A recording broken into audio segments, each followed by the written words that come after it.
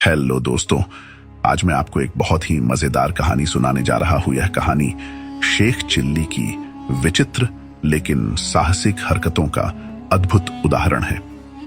एक दिन नवाब साहब ने कालेसर के जंगलों में शिकार का कार्यक्रम बनाया। कालेसर का जंगल अपने खतरनाक और खूंखार जानवरों के लिए जाना जाता था। वहां अकेले शिकार करना बेहद जोखिम भरा काम था, इसलिए नवाब साहब ने हर तरह की तैयारी करने का फैसला किया।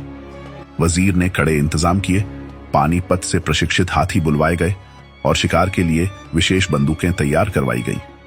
नवाब साहब की यात्रा से पहले ही एक विशेष दल जंगल में भेजा गया ताकि मचान बनवाए जा सकें और जरूरत पड़ने पर हांका लगाने वालों का इंतजाम किया जा सके। जब सब तैयारियां पूरी हो गईं, तब सवाल उठा कि नवाब साहब के साथ इस शिकार में कौन जाएगा।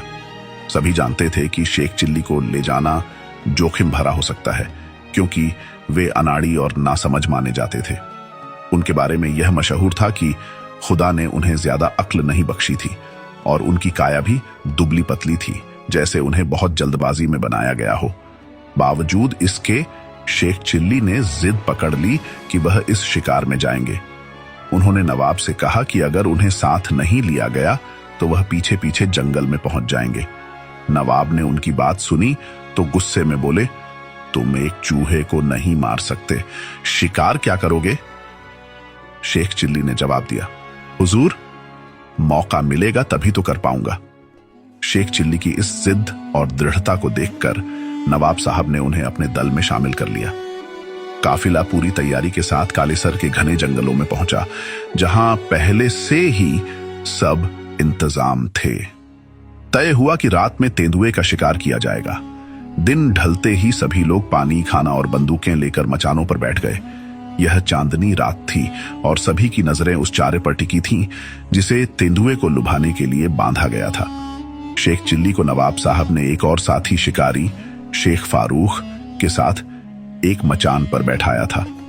हालांकि वजीर चाहता था कि शेख चिल्ली अकेले मचान पर बैठें ताकि उनकी हरकतों से बचा जा सके, लेकिन नवाब साहब ने यह सोचकर उन्हें अकेला नहीं छोड़ा कि कहीं शेख चिल्ली कोई बेवकूफी न कर बैठे और शिकार हाथ से ना निकल जाए। इस तरह शेख फारूक उनके साथ मचान पर बैठ गए। तेंदुए का इंतजार करते हुए 3 घंटे बीत गए और शेख चिल्ली का धैर्य जवाब देने लगा। उन्होंने शेख फारूक से फुसफुसाकर कहा, अजीब अहमक है ये तेंदुआ, इतना अच्छा चारा बंधा है और कमबख्त गायब है। शेख फारूक ने उन्हें चुप रहने का इशारा किया, लेकिन शेख चिल्ली का मन शांत नहीं हुआ। उन्हें लग रहा था कि बाकी सभी डरपोक हैं और एक तेंदुए के लिए सबने इतने लोग इकट्ठे किए हैं, ये कोई बहादुरी तो नहीं। वह खुद को सबसे ज्यादा साहसी मानते हुए सोचने लगे कि यदि तेंदुआ अभी आ जाए तो वे उसे नीचे उतरकर थपेड़ देंगे। शेख चिल्ली अपनी कल्पनाओं में खोए हुए थे कि कैसे वे तेंदुए के पीछे बंदूक लेकर भागेंगे और आखिरकार उसे हरा देंगे।